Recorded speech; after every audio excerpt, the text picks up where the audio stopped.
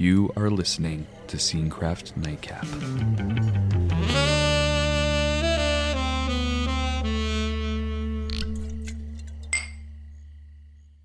Welcome to another Nightcap, a series of bonus episodes where we pull back from the scene and into the wider world of film. I'm Cody, here with my co-hosts, Mark and Connor. We have a horror-themed episode tonight where we will be discussing the upcoming slasher film, In a Violent Nature, directed by Chris Nash. And at the end of the episode, we will be joined by cinematographer Pierce Derks to discuss his work on the film.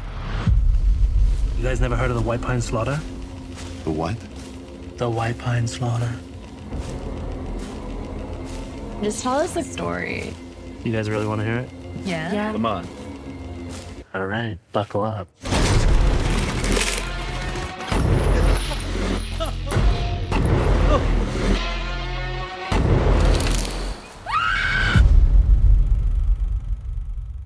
The logline for In a Violent Nature reads, "An ambient horror slasher that methodically depicts the enigmatic resurrection, rampage, and retribution of an undead monster in a remote wilderness." So a little bit about the film. This past January, it premiered at the Sundance Film Festival in their Midnight program, and IFC is releasing it theatrically on May 31st. But there are some sneak peek screenings even earlier. I have one near me at the Alamo Draft House a few days earlier, so go check that out if you happen to have a screening near you. The film will also be streaming on Shudder later this year. Director Chris Nash, he has a lot of experience with special effects across a ton of short films, and then he even directed a segment in ABCs of Death 2 called Z is for Zygote. I don't know if you guys have seen ABCs of Death. I saw the first one. I haven't seen... I haven't, no. I have not. It's interesting. It's like an omnibus film format where a bunch of different directors will do a segment Okay. after the letter of the alphabet. So it seems that Chris's was Z, being the last entry. Okay. But it's kind of a really cool concept, and some of the... If you like horror, some of the shorts are very cool. So check it out. So let's first talk about In a Violent Nature as a whole, and then we'll get into our interview with cinematographer Pierce Derks. So Mark, what did you think of the film? So I think I'm probably the biggest horror fan out of the three of us. Yeah, I think so. You guys kind of set a low bar for that. But here's what I have to say about In a Violent Nature. Chris Nash and his team set out to do something different with the audience perspective by sticking us with the killer for a majority of the runtime. And I think they really succeeded with this. In a typical horror movie, we're grounded with the victims. And for a majority of the tension in the movie, it's built on the fact that we don't know where the killer is at any given moment. And with this film, all of that is thrown out the window. So instead, we're getting a reverse perspective, and it plays more like a game of cat and mouse with its own inherent tension built into that. And so by doing this flip, there's a couple things that we lose that you would have in a traditional slasher. There's not as much time dedicated to getting to know the individual victims or characters in the movie. But I would also argue that in a lot of slashers, there's not that much time that's invested into that anyways. So I don't think it's too much of a loss. Yeah. But at the same time, you really do benefit from getting that new perspective. So if you're a diehard horror fan and have become fatigued by that typical slasher formula, this definitely shakes that up for you. And if you're just a casual horror fan that's looking for some gruesome kills, I think it delivers on that as well. So I really enjoyed In a Violent Nature, and I really appreciated what the creators were setting out to do. Connor, what did you think? Yeah, so I can safely say I have never seen anything quite like this. I agree that it pretty immediately lets you know you're in for something different. Mm-hmm. It does do a good job of nodding to those classic slasher things that we might be familiar with, the look and feel of some scenes, that like classic 80s sort of film grain, the settings, even the way that the characters are kind of oblivious to this killer that's lurking in the background. But it uses all those tropes in a really fresh way. And for me, you guys know this about me, I don't set out to watch movies quite like this with over-the-top kills. They might be pretty gruesome and disturbing. So much so that we actually have a running joke about what it would take to pay me to watch a movie like this and what my terms would be. Not But paid. We did this of our own. yeah, of our own exactly. Not volition. paid. No. Yeah. But that said, I think it is good to get out of your comfort zone every now and then. And this movie really got me out of my comfort zone. I also really appreciate that the team was trying to go for something different here as well. And I do think they succeeded in really creating something new. For me, it kind of felt like a cross between, you guys remember like the trailers from the movie Grindhouse that would play in between? Yeah. It would be like if one of those movies actually got made into like a full feature-length film, but done in like a slightly more unsettling and subversive way. You get this more naturalistic feel to it. It feels like something that's a bit more based in nature and the everyday versus like a very sort of expected haunted house type setting. So I enjoyed that kind of cross between, getting the shock value, but then also getting something that feels very different. Like it might just be like a walk in nature. It's an interesting combination of something very dark and then something that's just based in just normal life. Cody, what about you? Yeah, I totally agree. In concept, I think In a Violent Nature is doing something very different and cool. I am all for a movie or art or any, culturally trying to break the mold. I really like that. I would not consider myself to be a slasher fan whatsoever, kind of like you, Connor. Yeah, Mark, you're the clear winner in that category. Yeah. I don't think I've even watched some of the most quintessential slashers from start to finish. So I'm probably the worst arbiter of this genre, but the mere fact that In a Violent Nature is subverting the genre and flipping it on its head, as you guys have said, that's reason alone to celebrate it. It's really fun. Go check it out if you like horror. And with that, let's kick it over to our guest, cinematographer Pierce Derks, for his pro take on In a Violent Nature. Amateur or professional? Professional. Hi, Pierce. Thank you so much for joining us here on Scenecraft to talk about In a Violent Nature. Oh, of course. My pleasure. Thanks for having me. With this film being such a specific genre project, would you mind telling us a bit about how you first began collaborating with director Chris Nash and how you got involved with In a Violent Nature? Nash and I were discussing this the other day. We're not quite sure how we actually met. We've just known each other for so long throughout the Toronto genre film scene. I've worked with him before as a DP on music videos and short films and stuff like that. And but usually we work together on our friend Steve Kostansky, his projects. He's a director and effects artist that's done The Void, Psycho Gorman, some other genre films like that. But for this film, I was involved very early on, but in a different capacity. I actually was, since they were putting together their lookbook, I helped them put together their lookbook for this project when a different DP was attached. And then we originally had a block of filming where there was a different director of photography, and I was there to do basically behind the scenes, kind of like a documentary, sort of soaking it all in. And yeah, just everything that could go wrong on an independent shoot went wrong on that shoot. Oh, no. Just everything from the lead actor getting sick to locations being completely washed away. It was just everything that you could think of that could befall a low budget independent film. So we got back after a couple of weeks of filming that, and we went through the footage together and ultimately realized it wasn't the movie we were setting out to make. So we then decided, okay, where do we go from here? And ultimately that answer was just reshooting the entire movie from scratch. Oh, wow. Yeah. And then that's how I came on board as the DP of the film, was basically trying to figure out, okay, how can we make Nash's vision of this film a reality, given a reduced budget and a reduced crew, and trying to figure out sort of a camera package and a mythology that would accommodate both the story and the vibe that Nash was looking to attain. Wow. Yeah, that's quite the story. And one of the things we really appreciate about the film was that it had that really natural look to it, and it lets the kills speak for themselves. And so I felt like everything just felt more brutal as a result of that. Did you have any influences for the general look of the film, and then specifically the 4:3 aspect ratio? Yeah, I'll start with the 4:3. The 4:3, it was a blend of two things.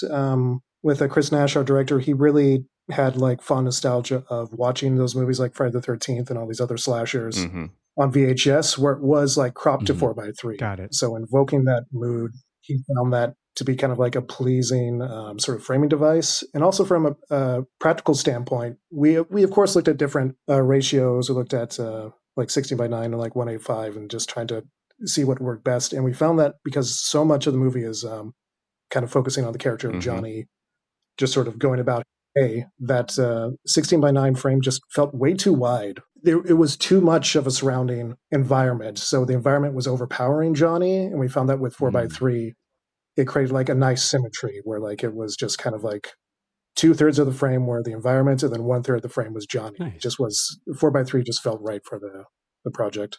For the rest of the look, it was a combination of, we're going to these really remote locations. It didn't make sense to try to bring a ton of gear out there with a small crew because it just would have killed everyone in the process, because it was super important to Nash to have these very remote, sort of like pristine locations that didn't feel like, oh, we're just on a random hiking trail. No, we were like going out into the woods and finding spots that kind of worked for the story and were evoking the kind of mood that we want in those particular scenes. We kind of looked around at many different sort of ways that we could approach the subject. Could have gone for like very stylized, try to make everything like look like an 80s slasher, but I found it more interesting to kind of go for the more naturalistic look, especially since Nash is already evoking the tropes of the slashers more with the characters and their dialogue. So I thought that trying to go to full-blown like 80s aesthetic visually would have been too much. So it was really just trying to make all the images feel alive and organic as like humanly possible. So that dictated a lot of the sort of the framing, the lighting choices, and also just kind of the overall aesthetic. Yeah, no, definitely. You touched on this a little bit, but digging into that a little more, what were your early conversations like with Chris around this roaming movement of the camera? And then how did you solve for challenges of like these 360-degree lighting setups in the woods with that camera being so nomadic and following Johnny? Yeah, it was definitely a challenge to kind of find the right way to capture this, because as far as the lighting, the overall like visual look of the film, Nash is very open to how that should be, but he had the language locked in of what he wanted for camera movements and angles, what he didn't want. So there was like already a pretty strict visual Bible of like, these are the camera moves that we can make, these are the camera moves that we can't make. But the challenge was like, how do we figure out how to do that, in these locations with the most treacherous ground? So like a regular Steadicam won't work. Right. So many locations where it looks so great seeing Johnny walk through them, but that's because the ground is just like either incredibly squishy or is just filled with roots. It's stuff where you're just walking through the entire time, just like, God, I'm hoping I don't fall flat on my ass during this take, because the take's going good, but just like I can feel myself getting wobbly.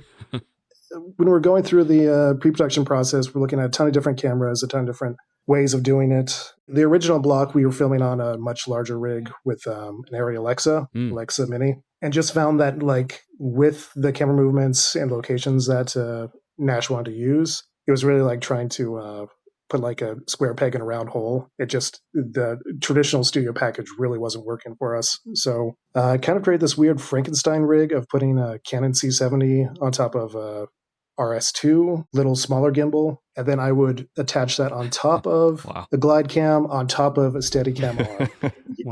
It was a bizarre rig, but all the different pieces accommodated for, okay, the arm allows me to control the movement a lot more.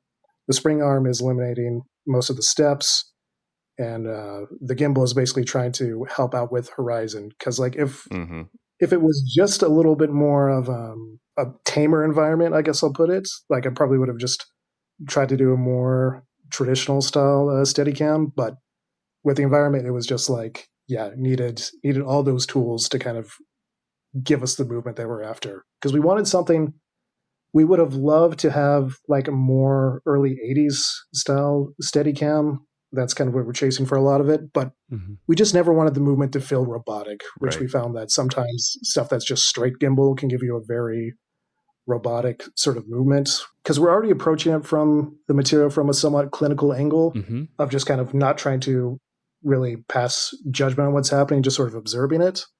So it was very important to find movement that felt natural with the scene and kind of was evoking sort of the feeling and the mindset that Johnny was in. Because it's the other struggle of having a character that doesn't speak as your main character for most of the film, is finding ways of visually showing sort of his mindset and what's going on, and just kind of, finding ways of either through the camera movement or through the positioning of how far back we're from him, or the framing of just using those things to kind of, basically just rely on visual storytelling, because for so much of the film it's just overheard conversations and just following this character's physical movement.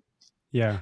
Wow. In addition to everything that we've talked about, this film has undeniably some really brutal kills and elaborate use of special effects. And so I was hoping you could kind of walk us through shooting one of these sequences. And did you have to put into consideration resetting blood effects and costume? Did you and Chris storyboard the sequences? A couple of the sequences were storyboarded.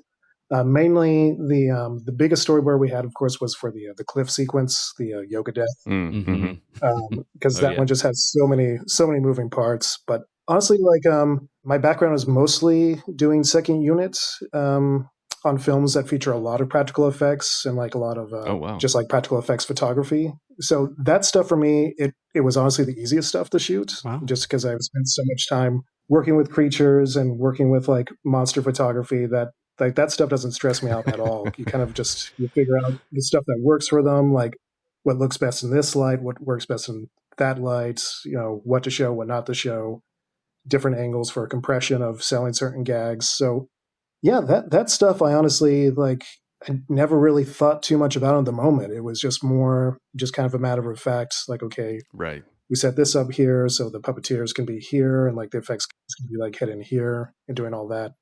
With that, it was much more a feat from the small effects team that we had to kind of put all those pieces together. Got it.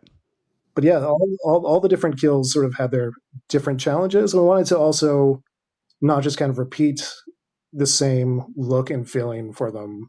We wanted to give them each their own unique sort of vibe and different look, and sort of evoke a different feeling from the audience.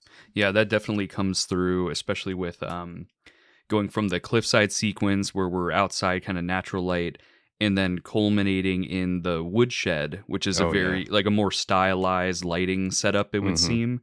So it's almost like each kill has its own little vignette. It's very cool. Yeah, with the woodshed, it was definitely sort of a conscious choice that we had throughout the production, was to keep all of the nature environments feeling kind of pristine and very natural. But anytime that Johnny encounters anything sort of artificially lit or man-made lighting, it gets harsher and kind of grosser as the film goes on. So we wanted every time that he gets into that woodshed to feel like we're just stuck in hell. It's supposed to be very uncomfortable for the audience in terms of the way that it's lit and the sound. It's supposed to make you just wish you could just get up out of that room and leave. Yeah, the lighting combined with the slow, methodical, log splitter, just slowly moving through. Yeah, you kind of just want to get out of there. It's great.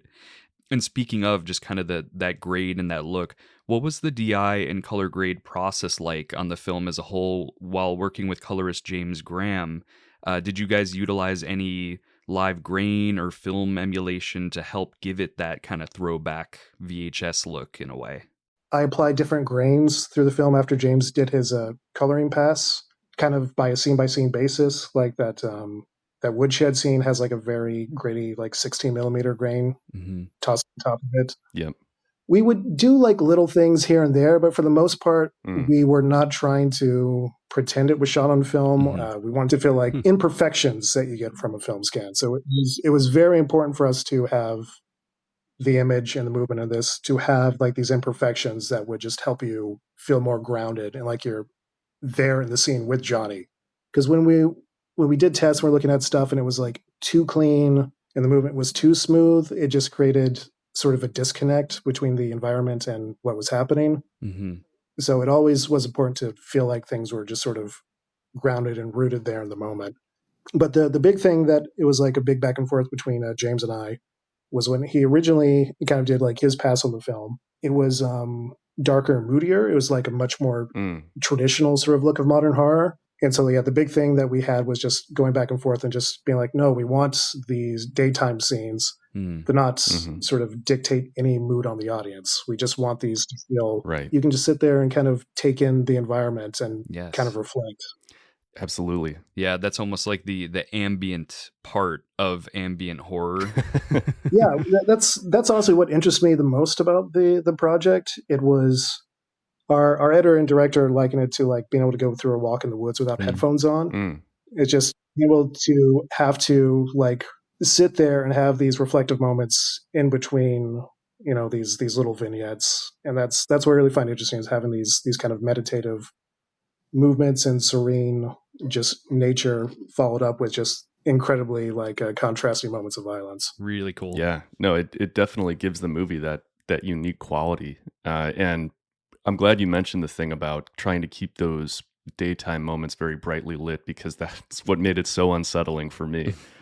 Well, this is one of our favorite questions to ask. Did you have a personal favorite sequence or look from the film that you were particularly fond of? I think the sequence that I'm kind of the most proud of, and I was the most nervous when shooting, is kind of Johnny's birth. It's the opening scene of the film. Oh, yeah. I just felt like that kind of needed to sell the tone and the look of the film within those first couple of shots of just like, this is the world that we're throwing the audience into. This is the character that we're going to be with. So just, yeah, that like is probably the little portion that is my personal favorite, but I'm sure it'll change over the years. I'm just at the point where I've through the post process and all the other stuff with this film, like I've seen it so many times now that I'm looking forward to like watching it with fresh eyes a few years down the road. But for now, that was one of the last things that we shot, and I found that just that really to me sells the tone of the film, is just those very controlled movements, but still that little bit of grit to the image, and just having something that the image feels like it's, to me, like it's coming alive at the same time Johnny is. Absolutely. Well, that is great. Thank you so much, Pierce. We're so grateful to talk with you about your work on In a Violent Nature, and a huge congratulations to your success at Sundance. And we're wishing you guys the very best with the official release in theaters May 31st. Yeah, thank you. Thanks again for having me. It's been a wild ride so far with this film, and looking forward to see where it goes from here. Absolutely. Thanks so much, Pierce. Thanks again to Pierce Derks for his pro take on In a Violent Nature, and thank you for listening to this very special Nightcap episode. We'd love to hear what you thought of the film. Feel free to email us at contact@scenecraftpodcast.com or follow us on your preferred social media platform @scenecraftpodcast for the latest news on the show. See you all next time.